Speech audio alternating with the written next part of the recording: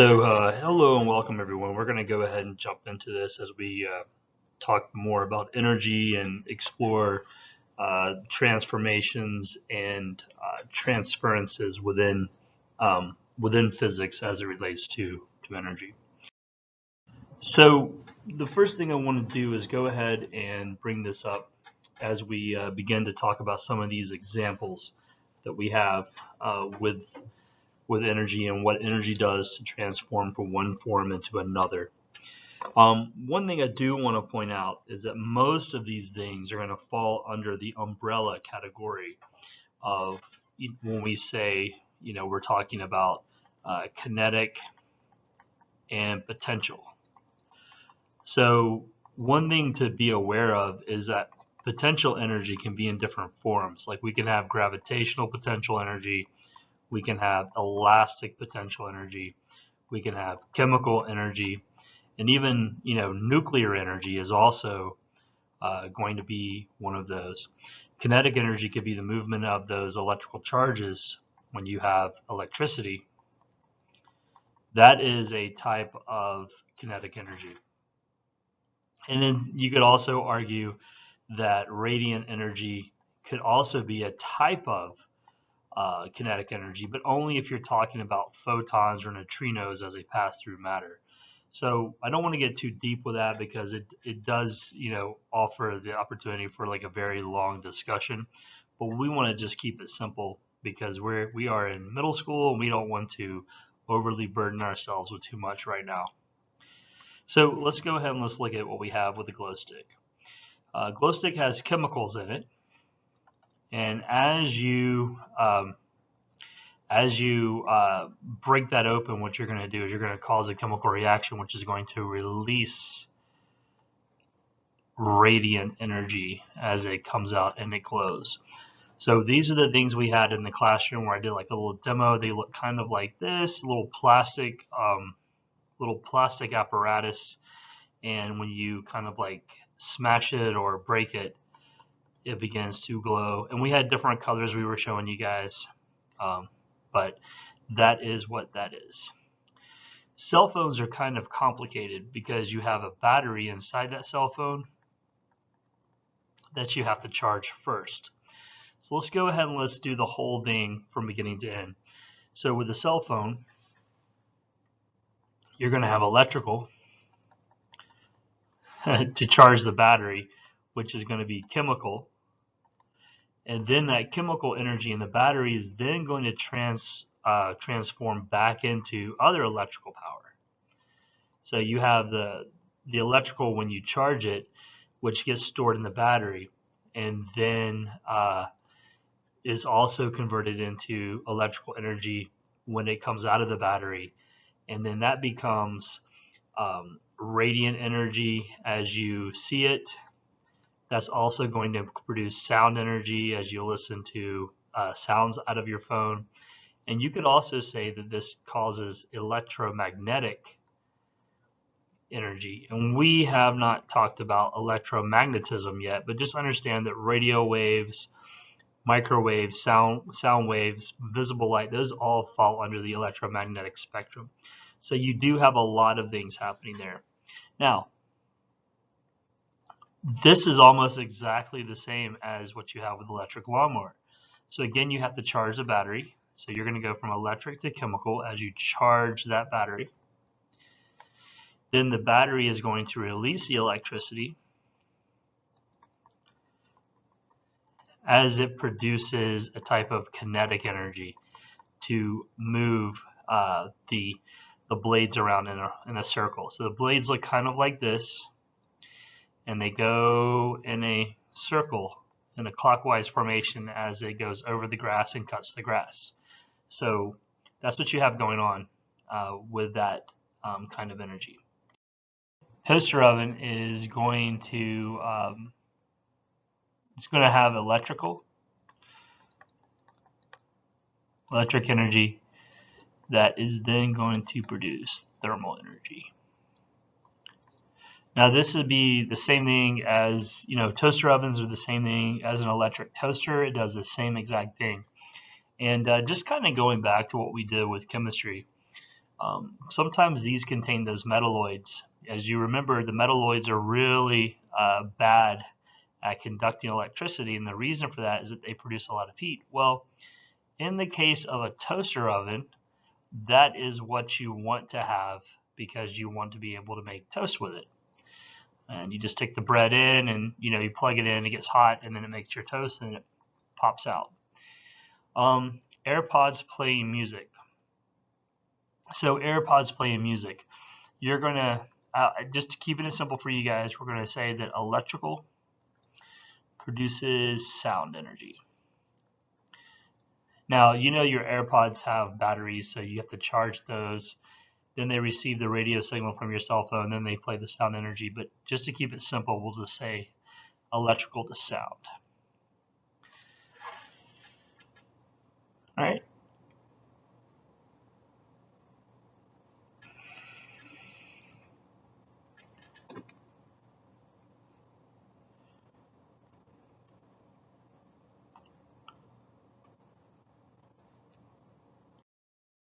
So when we're talking about the law of conservation of energy, what we need to know is that, let me get my pen. There we go. Change color on you. Energy is never created nor destroyed. So we can go from one form to another, but let's just kind of like look at this real quick. Suppose, and I'm not making any kind of calculations here, but suppose I have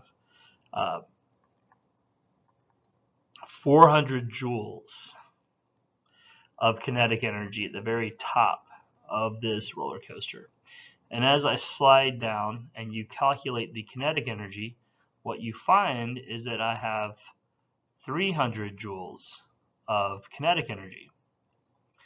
Now, there's a problem there because the law of conservation of energy says that energy is never created nor destroyed. So what we need to understand is that anytime there is an energy transformation,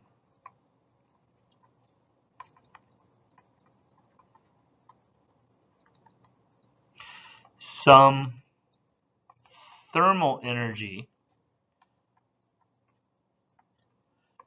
is produced.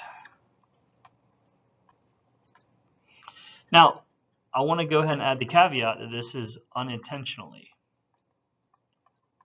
because it might not be what you want to happen. Like, for example, you might not want the roller coaster wheels to heat up, but there's nothing that you can do about that to stop it. It's always going to produce a small amount of thermal energy no matter what. Now, you have to be really careful because that can also sometimes start a fire. And I'm going to draw like a little fire here. That can always produce like a little fire if you're not careful. So yes, your toaster ovens can overheat and so forth. Those things can certainly occur. Mechanical energy is going to be anytime you have a combination of potential energy and kinetic energy going back and forth. The bow and arrow, the roller coaster, little car right here, skateboard, the person kicking the ball, as he pulls back his foot, he is storing potential energy, and as he releases it, it becomes kinetic energy. And the little ball on the string here going back and forth, those are all great examples of mechanical energy. Again, it's going to be kinetic plus potential. And remember that many of the other energy forms are actually kinetic or potential. So just be aware of that. Nuclear energy. So we have two main types. We have fusion and we have fission. And fission is when basically a large atom breaks apart. Fusion is where small atoms come together. So inside the sun, we have a lot of hydrogen. They get smashed together into larger atoms. Hydrogen basically is becoming helium. Atomic number 1, atomic number 2, as it gets like thrown together. Inside the nuclear power plant that you see right here, we basically have stuff like uranium and plutonium breaking apart into smaller atoms, which you can kind of see over here. Now, I don't want to get into that because that would be a 1-hour discussion, but I do want to say that that is just simply what's happening. Just understand that atoms do things. Atoms get bigger or smaller. And the thing that these have in common, so whether you're breaking them apart or making them come together, is that no matter what, both of these are going to make energy happen. There's two ways to do it that you can see right there, but both of them are going to produce energy. Most of the energy that we use on Earth comes from fission because we don't have the power to use fusion.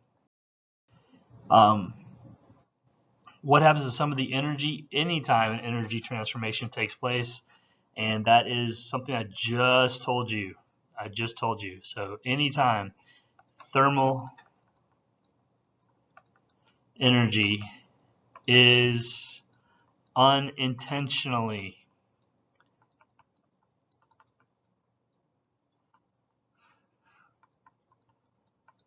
produced, anytime you have any kind of energy transformation, you are always going to have thermal energy.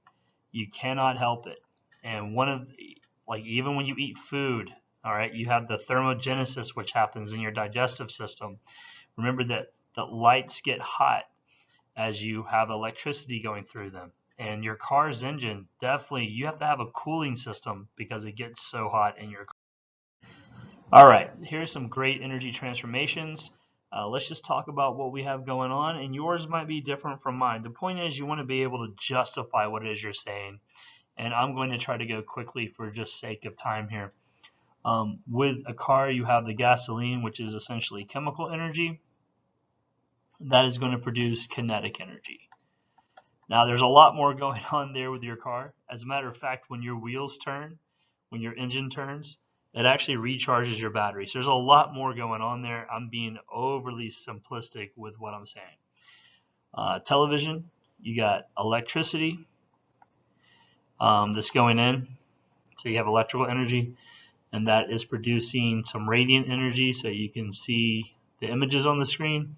It's also producing sound energy. And remember, you always have thermal as well as you do right here. Okay, the toaster.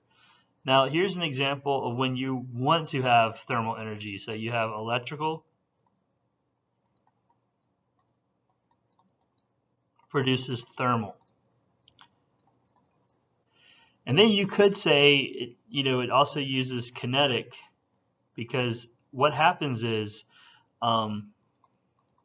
there's like a little mechanism in here in this little latch on the side that when it gets hot enough, it will actually pop the toast up.